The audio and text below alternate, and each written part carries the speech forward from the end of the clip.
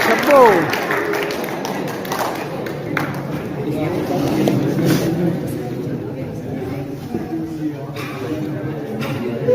अस्सलाम वालेकुम बच्चों, जो काम दिया था वो जल्दी से निकालें।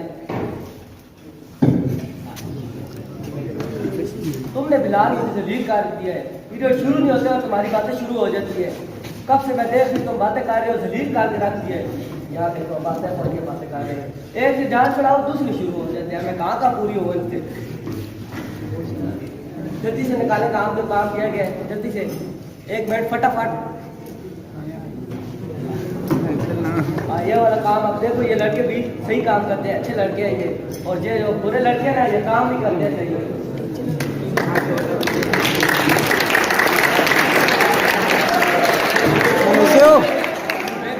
मैंने 120 लड़कों को कंट्रोल किया है और तुम 20 लड़के हो। तुम क्या समझो मैं तुम्हें कंट्रोल नहीं कर सकते हो? मैंने तुम्हारे 30 कर देने हैं।